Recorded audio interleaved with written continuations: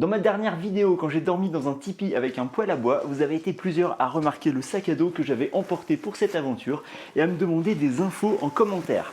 Alors je l'avais également lorsque j'ai dormi dans la tente Sierra Design dans cette vidéo et sur d'autres sorties. Alors c'est le modèle Kidian Pro, il m'a été envoyé par Camperlist il y a quelques mois. Il est donné pour 56 litres, c'est un grand sac, il est annoncé à 880 grammes, moi j'ai pesé le mien à 895 grammes, ce qui est vraiment intéressant pour un sac de ce volume.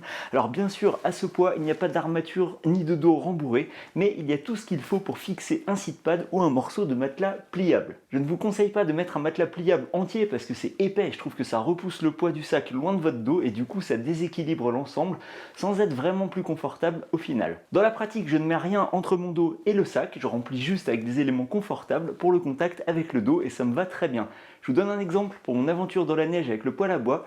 J'avais mis le sac de couchage tout au fond, j'avais mis la toile du tipi en vrac le long du dos pour faire un rembourrage. Le poêle à bois, il était pris en sandwich au milieu, il était calé par d'autres affaires et c'était super confortable. Mon sac pesait un peu plus de 11 kg, je me suis surpris à marcher sans être gêné ni déséquilibré par le poids que j'avais sur le dos. Pas de douleur aux épaules ni ailleurs, la ceinture est vraiment très rembourrée et les bretelles sont agréables avec leur forme ergonomique. La limite de portage est annoncée à 14 kg et ça aussi ça me paraît cohérent. Les poches sont très grandes, sur les côtés une fois on avait même mis une tente et ça passait sans souci. La poche frontale est aussi très spacieuse et les poches sur la ceinture, en plus d'être grandes, sont très pratiques car elles ne compressent pas ce qu'on met dedans. Les finitions sont très bonnes, le tissu est du UHM WPE mélangé avec du nylon. Bon alors UHM WPE c'est pas très facile à dire, c'est tout simplement du polyéthylène de masse molaire très élevée. Vous voyez, c'est nettement plus facile à prononcer, même si c'est toujours aussi incompréhensible. Retenons que c'est un tissu solide et donné pour imperméable. Je n'ai pas eu de soucis en marchant sous la neige,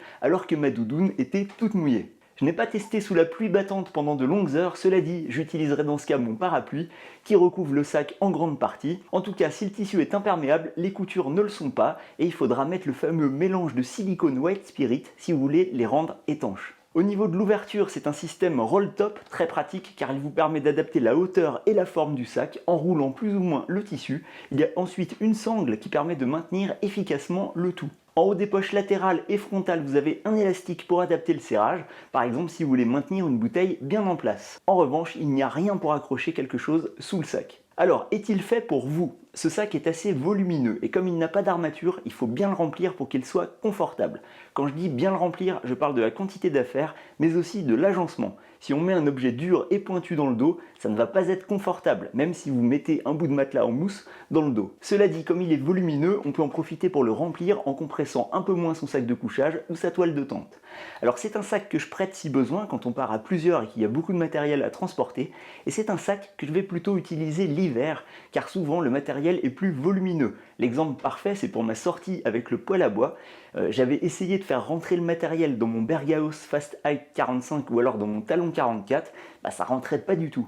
Je le trouve étonnamment confortable, mais attention, d'une part c'est personnel, je préfère les sacs qui me collent au corps, qui suivent mon dos, donc ce sac me convient, par exemple je ne supporte pas les sacs qui ont un dos en filet tendu, et d'autre part c'est forcément lié à ce que vous transportez et comment vous agencez tout ça. Si vous transportez des barres de fer en vrac, ça ne pourra jamais être confortable, si vous transportez des oreillers, ça sera le sac le plus confortable du monde. Voilà, je grossis un peu le trait, mais vous avez compris l'idée. Alors si vous en avez la possibilité, essayez toujours un sac avant de l'acheter ou essayez de savoir au moins quel type de sac pourrait vous convenir avec ou sans armature, etc.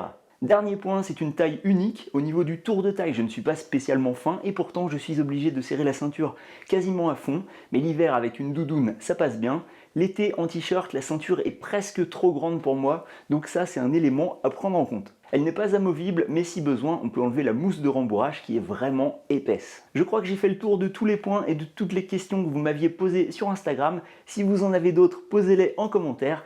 Merci d'avoir regardé cette vidéo et je vous dis à très bientôt pour la prochaine.